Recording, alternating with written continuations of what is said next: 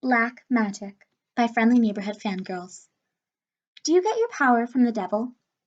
Dr. Strange, who was sitting on a stool across the counter from Curtis, one that looked suspiciously more sturdy than his own, spat out their tea. They coughed. Most certainly I do not.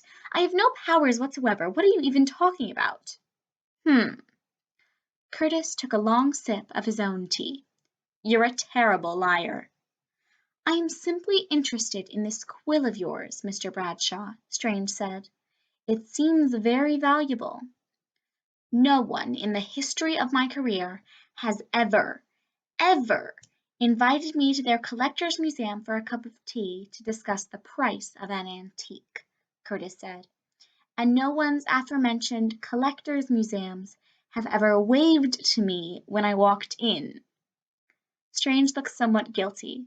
They scratched the back of their neck with a severely shaking hand. Curtis wasn't surprised they were drinking out of a thermos instead of a mug. Might have been a trick of the light. Your name is Dr. Strange, for God's sake. There's no black magic in my sanctum, Strange said, and it did sound like they were telling the truth this time. At least, not a lot. I actively try to avoid the stuff, actually. But you know how it is. Black magic is like a great steaming pile of horse shit. Curtis raised his eyebrows. In what possible way? He asked incredulously. Strange wrinkled their nose. I try to avoid both, but end up stepping in it anyway. Now listen, about that pen. It's not for sale. Strange huffed. I guarantee you, price is not an issue. Curtis glanced down at his cheap cup and cheaper stool in this kitchen that looked like it had seen better days in the 1700s, and begged to differ. He'd only accepted this offer because Strange's name had sounded vaguely familiar. Curtis wasn't particularly on top of current events. He'd had enough apocalypses with Thanos, and if another one was coming, he'd prefer not to hear about it ahead of time, thank you very much. The quill and its inkwell are a family heirloom. I won't part from them.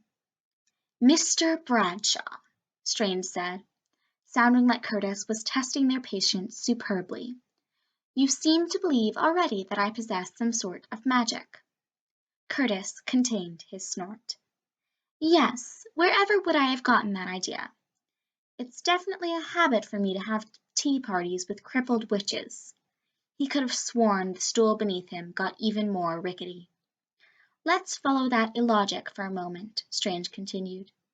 Say I am, by some definition, a sorcerer. You are an antique collector that has been doing rather lucratively. In most stories about magic, the antique collectors are the first to die. Are you threatening me? Strange looked genuinely shocked. No, why would you? Oh, yeah, that's fair. But what I meant was that your degree of people tend to be the most exposed to mystical threats by nature of their profession. You just have a higher probability of coming across cursed objects or relics.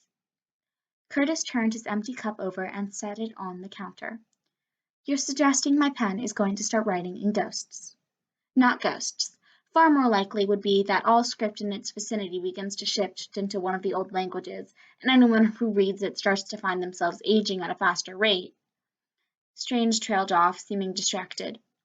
Curtis had heard the door open in the foyer a moment ago, and now Strange seemed to be trying to peer out of the kitchen over Curtis's head. Is there a problem? Curtis said pointedly. Always, Strange grumbled. Excuse me for a moment. They slid off their stool and made for the door, but not before someone else stepped into view. Him Curtis did recognize. One didn't not know Tony Stark, after all. Curtis found him generally intolerable, though he did appreciate him saving the world and all that. Hi, said the billionaire with an easy grin. His glass eye was green. Curtis had heard he tended to change the color as often as possible. Hello, Curtis replied curtly. It's good to meet you. Stark breezed into the space and picked up Strange's thermos. He took a drink of it and settled onto the edge of the counter, kicking his legs. Just make yourself at home, Strange grumbled. Tony, this is Mr. Curtis Bradshaw, who I am currently in a meeting with. Yes, that antique guy I remember. Buying another cursed object, are we? They will not be buying anything, Curtis said sharply. Stark looked delighted, as if Curtis had just dealt out cards and challenged him to his favorite game. Strange rolled their eyes heavenward and sat down heavily on the stool. Here we go again, they sighed. Oh, hush, said Stark. I've been starved for this ever since I retired the company. Would you like some tea, or are you content to just steal mine? Stark took a long swig out of Strange's thermos and grinned at him. To Curtis, he said, What makes you so loath to part with this object of yours? The set has been in my family for generations, Curtis told him. It is of great sentimental value. My father had the quill on him when he died. Strange coughed pointedly into a shaking hand. Stark ignored them. I see. You agreed to meet with Merlin here, though. Surely you didn't come all this way just to tell them not a chance. Curtis wondered how to politely say that that's what people in his circles did. They sized up other rare collectors to see what advantages they had, and Curtis had been fully prepared to do the same to Strange before realizing they were nothing like Curtis's normal business partners at all. I was curious about a new face in the business, Curtis said. They do have quite a nice one, I agree. But my point returns to this quill of yours. Strange seeks out very specific types of items, by which I mean dangerous and or deadly. I handle dangerous artifacts often, Curtis told him. I have no intention of letting them get the better of me now, and certainly not this one. You seem like an intelligent kid. Stark took another sip of tea. When you come to your senses, you may never get such a generous offer again. Curtis's nerves were starting to fray. He hated being talked down to, and he certainly hated being presumed about. For an old inkwell and a pen that goes with it? Unlikely. I use the thing all the time, and it's certainly not had any adverse effects. Yet, Strange muttered. Use your black magic to uncurse the thing, then, if it's so important to you, Curtis growled. Doesn't work that way. Not for this type of curse, Strange said matter-of-factly. I can't believe this. Curtis pushed away from the counter, and Strange winced as the teacup dragged across it. He's being exceptionally stubborn, Glinda, Stark said to the whatever the hell they were.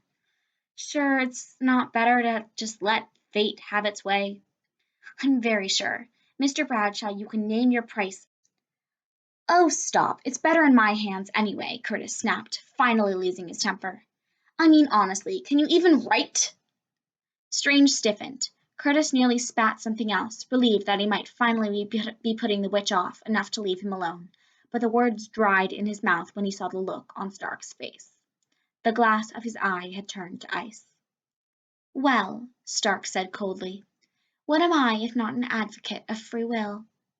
It's your funeral, Curtis. I think it's time for you to leave. It took nearly all of Curtis's self-control not to look away. Strange gave Stark an exasperated look, but man didn't shift. With a roll of their eyes, Strange cast their shaking hands through the air. And Curtis found himself standing on the front doorstep, watching the cars pass by the street ahead of him. Black magic. The blood drained out of his face. He stood on the steps for a long, long moment, waiting to feel his soul leave his body, or his eyes start doubling in number, or whatever it was that witches and their half-robotic partners did to antique collectors that insulted them. But nothing happened. The door seemed to glower at him, and the wind was picking up, but Curtis stood unharmed between 177A. Shaken, Curtis edged toward his car. He tucked his hands into the pocket of his suit and tried to decide how exactly he felt about magic. He decided that when he got home, he'd put the ink and quill in storage. Somewhere far away, just in case.